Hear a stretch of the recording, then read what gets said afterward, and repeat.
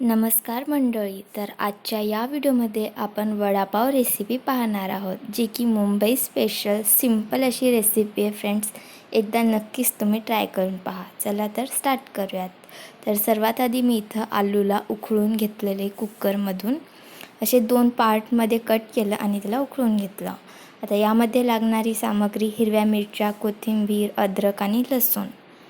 बस आता या सामग्रीला आपण पेस्ट तयार करून घेणार आहोत. मिरच्या टाकल्या, थोडंसं अद्रक, लसूण आणि कोथिंबीर, याला धन्यासुद्धा म्हणतो. याला मिक्सचरमधून छान वाटण तयार करून घेतलं. आता वडापावसाठी लागणारं हे बेसनचं पीठ आहे. त्यामध्ये मी 2 चमच बेसन घेतलं, थोडंसं ओवा टाकलं आणि आता हे थोडंसं मी जिरेचं पेस्ट तयार केलं होतं. ते हे जिरेचं पेस्ट आहे, थोडंसं तिखट आणि थोडीशी हळदी पावडर आणि थोडासा मसाला आणि चवीनुसार मीठ.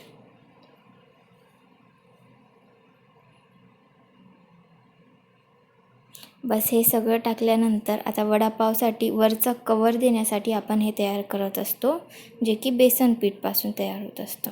त्याच्यामध्ये थोडंसं पाणी टाकून एकदम घट्ट ठेवायचे, जास्त पातळ नाही करायचे. ओके.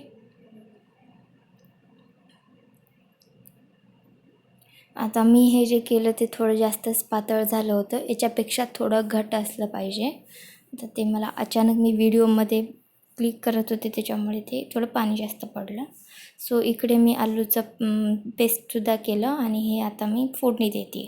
तर अर्धा माप तेल टाकल्यानंतर तेल गरम झाल्यानंतर त्यामध्ये थोडीशी मोहरी ॲड केली, त्यानंतर थोडासा जिरा आणि आता यामध्ये आपण ते वाटण तयार केलेलं टाकणार.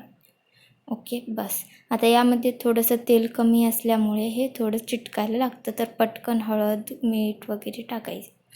सो चवीनुसार मीठ ॲड केलं, थोडीशी हळदी पावडर,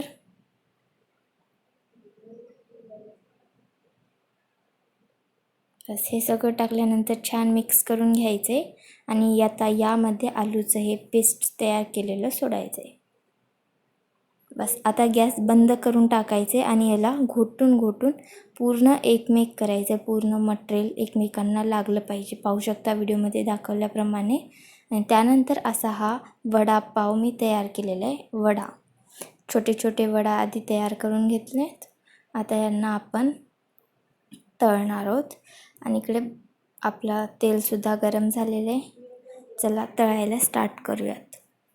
सो घेतला आता मी वडा. याला आपण बेसन पीठमध्ये पूर्णपणे भिजवून घेऊ. आता हे बसलं वरून एक लेअर. आता याला आपण तेलमध्ये सोडणार आहोत. म्हणजे थोडं पातळ झाल्यामुळे खूपच पातळ आवरण येईल वरून, मात्र पातळ असणंच गरजेचं आहे, कारण मधापर्यंत पूर्णपणे तेल जाऊन तळल्या जातं आपला वडा. ओके. आणि हे साईडला जे पुटपुटे येतात ना आपल्याला बेसन पीठचे, ते काढून घ्यायचे, कारण नंतर ते जळाल्यानंतर तेल खराब होतं. आणि तेल आता हे वडा तळताना की नाही तेल थोडं जास्त प्रमाणात घ्यायचे. आता मी एवढी छोटी कढई का घेतली, आमच्या घरामध्ये सर्व मोठमोठ्या कढया आहेत आणि आपल्याला तेल हे वडाच्या बरोबरीला पाहिजे, तेव्हाच वडा खाली चिटकत नाही, व्यवस्थितपणे तळल्या जातं. त्यामुळे मी छोटी कढई घेतली आणि वडाच्या बरोबरीला तेल घेतले. जेव्हा वडाच्या बरोबरीला तेल येईल तेव्हा ते व्यवस्थितपणे तळल्या जातं, हे लक्षात घ्यायचे. सो इथे आपण सर्व वडा तयार करून घेतलेले आहेत. एकदम कुरकुरीत असे वडापाव तयार झालेले आहेत. सो आता आपण पावची तयारी करणार आहोत. पाहू शकता एवढे सारे वडा तयार करून घेतलेत. आता पाव तयार करूयात. सो इथे मी ऑलरेडी पाव आणलेले. तवा गरम केलं, त्यावरती थोडंसं तेल टाकायचे. तेलला थोडं गरम होऊ द्यायचे आणि त्यावरती पाव ठेवायचे आणि व्यवस्थितपणे थोडं शेकून घ्यायचे, जास्त नाही, थोडंच. हाताला पोळते बरं का.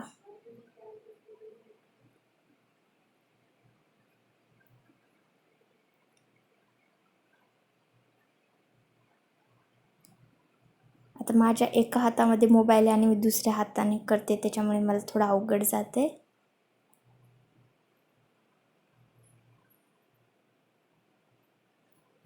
आणि फायनली आपले तयार झालेले आहेत फ्रेंड्स. कशी वाटली आजची तुम्हाला वडापाव रेसिपी कमेंट करून नक्की सांगा आणि ही रेसिपी नक्कीच ट्राय करा.